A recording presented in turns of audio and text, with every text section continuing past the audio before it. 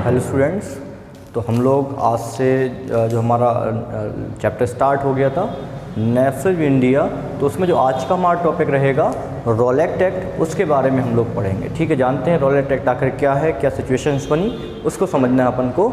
इसके लिए हम लोगों ने क्या एफर्ट किया, यानी कि इंडियंस लोगों ने, इंडियंस लीडर्स ने क्या एफर्ट किए, उसको हमें जानना है। तो देखिए 1.2 द रोलेट एक्ट एम्बुलेडेंड विद दिस सक्सेस। तो जो 1916, 17, 18 में जो सत्याग्रह हुए, उन सत्याग्रह में महात्मा गांधी अपनी बात मनवा पाए गवर्नमेंट से, जिससे एम्बुलेडेंड होकर के, इनकरेज होकर के, उत्साहित होकर के, एनर्जेटिक होकर के Gandhi ji in 1919 decide to launch a nation wide satyagraha against the propose Rowlatt act 1919। ठीक है, तो जो 1919 में रोलेट एक्ट बना, उसके अगेंस्ट उन्होंने एक लार्ज स्केल पे, ठीक है ना, एक बड़े लेवल पे नेशन वाइड सत्याग्रह करने का प्लान किया। किसने?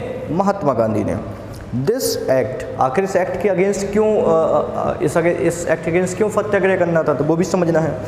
This act had been hurriedly passed through the Imperial Legislative Council despite the united oppositions of the Indian members। तो जो काउंसिल थी, मतलब ब्रिटिश के अंडर में जो काउंसिल थी, जैसे अभी क्या है, लोकसभा, राज्यसभा या पार्लियामेंट है, हमारे लिए रूल्स एंड रेगुलेशंस बनाती है। उस समय भी तो रूल्स एंड रेगुलेशन बनाने वाला कोई ऑर्गेनाइजेशन होगा, तो उस समय रूल्स एंड रेगुलेशन जो लेजिस्लेटिव काउंसिल बनाती थी, उसमें ब्रिटिश मेंबर्स भी थे, इंडियन मेंबर्स भी थे। इंडियन मेंबर्स कम थे, ब्रिटिश ज़्यादा थे। ठीक है, तो उसमें सभी इंडियन मेंबर्स ने उसका अपोज किया कि नहीं, ये एक्ट सही नहीं है, तब भी उसको ज़बरदस्ती पास कर दिया गया। इट गेव द, इसमें क्या दिक्कत थी, अपोजिशन क्यों किया था इंडियन मेंबर्स ने? It give the government enormous power to repress political activity. इसमें गवर्नमेंट को एनॉर्मस यानी कि लार्ज स्केल पावर मिले थे पॉलिटिकल एक्टिविटी को रिप्रेस करने के। And allowed detention of political prisoners without trial for 2 year. And allowed detention, और डिटेंशन अलाउड था, यानी कि उनको जेल में डाल सकते थे, और political detention of political prisoner without trial for 2 years, मतलब बिना केस लगाए, बिना गिल्टी पाए। जैसे होता क्या है कि अगर आपको कोई क्राइम आपने किया नहीं किया, लेकिन उसके लिए क्या होगा, अगर आपको किसी भी चीज़ का लगता है, पुलिस को लगता है कि आपने क्राइम किया है, तो आपको डायरेक्ट जेल में नहीं डाल सकते हैं, आपके पास केस चलेगा, कोर्ट में आप जाओगे, अगर कोर्ट में गिल्टी पाएंगे तब आपको जेल मिलेगी। लेकिन इसमें क्या किया, बिना ट्रायल के, बिना केस चले, क्या है, 2 साल के लिए आपको पॉलिटिकल प्रिजनर को जेल में डाले जाने का राइट मिल गया यहाँ से। Mahatma Gandhi wanted non violent civil disobedience against such unjust law.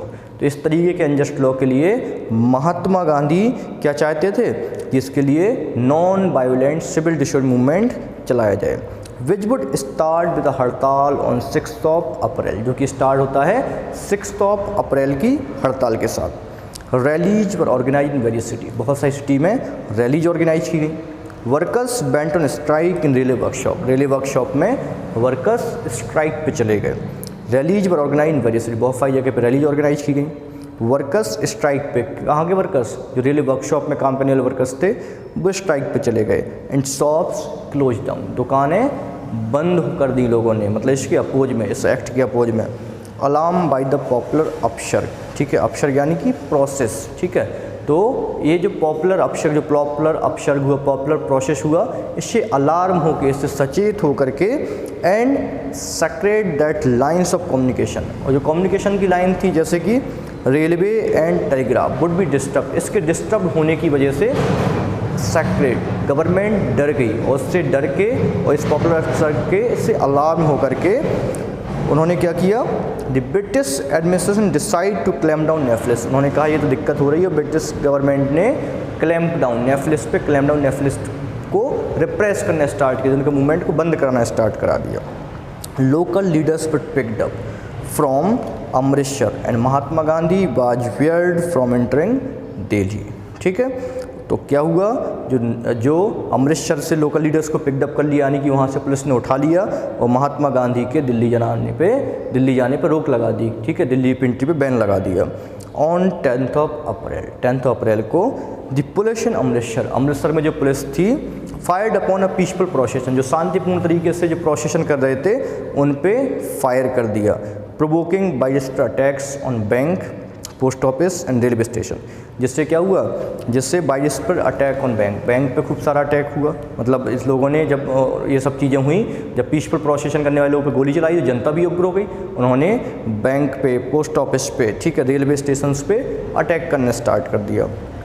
Martial law was imposed and General Dyer took command, ठीक है, मार्शियल लॉ इम्पोज किया और जनरल डायर ने कमांड दी। और जनरल डायर ने क्या किया, जनरल डायर ने उसका पूरा अपने अंडर में कंट्रोल लिया। मार्शियल लॉ यानी कि मिलिट्री लॉ, आर्मी रूल लग गया।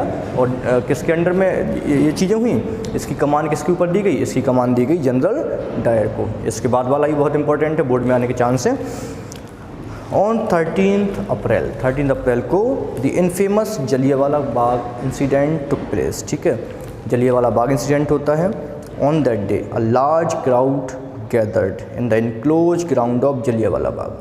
जलियांवाला बाग का जो एरिया था उसमें एक बहुत बड़ा क्राउड, इनक्लोज ग्राउंड, चारों तरफ से घिरा हुआ, चारों तरफ से जो घिरा हुआ ग्राउंड है जलियांवाला बाग, वहाँ पे बहुत बड़ा, बहुत लार्ज स्केल पे क्राउड गैदर्ड हुआ।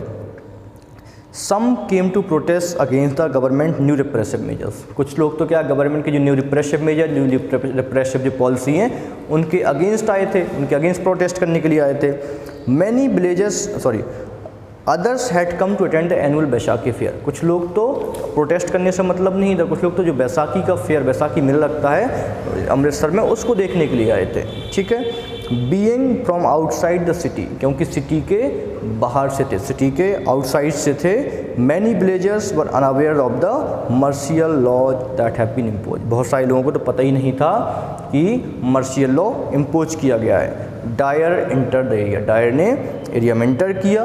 ब्लॉक द एग्जिट पॉइंट को ब्लॉक कर दिया।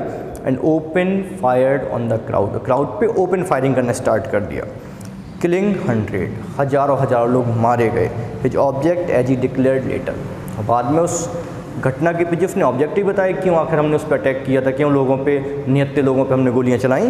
वाट to produce a moral effect, बोला कि मैं इनको मोरल यानी कि नैतिक शिक्षा देना चाहता था, मैं इनके दिमाग से खेलना चाहता था। To create in the minds of satyagrahi, satyagrahi के माइंड में फीलिंग ऑफ टेरर, डर एंड अवे, और विस्मय की भावना क्रिएट करना चाहता था उनके अंदर। अंग्रेज़ों के प्रति, इंग्लिश मैन के प्रति एक भय क्रिएट करना चाहता था, टेरर क्रिएट करना चाहता था। इस चीज़ का उन्होंने रीज़न बताया।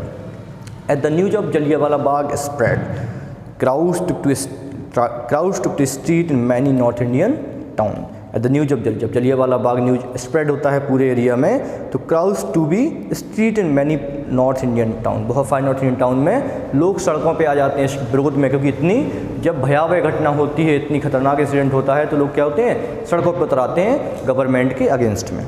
देयर वर स्ट्राइक्स होती हैं। क्लैशेस विद द पुलिस के साथ क्लैश होता है। And attacks on government building पे लोग अटैक करते हैं। The government respond with brutal repression, तो गवर्नमेंट भी इसका क्या है, बहुत बुरी तरीके से तो लोगों को रिप्रेस करती है, बुरी तरीके से प्रताड़ित करती है। सीकिंग टू ह्यूमिलेट, सीकिंग मतलब वांट, वो क्या चाहती, जो लोग विरोध कर रहे हैं, अपोज कर रहे हैं, ह्यूमिलेट उनको अपमानित कर रहे थे, टेरराइज आतंकित कर रहे थे। Satyagrahis were forced to rub their nose on the ground, जो सत्याग्रही थे, जो सत्याग्रह कर रहे थे, उनको उनकी नोज ग्राउंड पर रब करने के लिए मजबूर किया गया, यानी कि ज़मीन पे उनसे नाक रगड़वाई गई। क्रॉल ऑन द स्ट्रीट, सड़कों पे उनको रेंगाया गया, क्रॉलिंग कराई गई। एंड डू सलाम टू अल साहिब, सभी ब्रिटिश को, सभी साहिब्स को सलाम कराया गया। पीपल वर फ्लॉग्ड, लोगों पे कोड़े बरसाए गए, फ्लॉगिंग की गई। एंड विलेजेज, वो विलेज जो कि जैसे कि जो गुजरांवाला पंजाब में, जो प्रेजेंट टाइम पाकिस्तान में है, वर बॉम्ब, उन पे बॉम्बिंग कर दी गई, जला दिया गया। सीइंग वायोलेंस स्प्रेड, जब देखा कि वायोलेंस फिर बढ़ रहा है, तो Mahatma Gandhi called off the movement, तो महात्मा गांधी ने एक बार फिर से मूवमेंट को कॉल्ड ऑफ कर दिया। ठीक है, तो ये आज के लेक्चर में था रॉलेट एक्ट और जलियांवाला बाग इंसिडेंट। ठीक है, और जो नेक्स्ट लेक्चर हमारा रहेगा वो रहेगा खिलाफत इशू जो है उसके रिगार्डिंग हमारा नेक्स्ट लेक्चर रहेगा। ठीक है, इसको आप पढ़िएगा, इसके रिगार्डिंग जो भी डाउट है तो उस डाउट को आप क्लियर कर लीजिएगा, पढ़ते रहिएगा। Okay, thank you so much.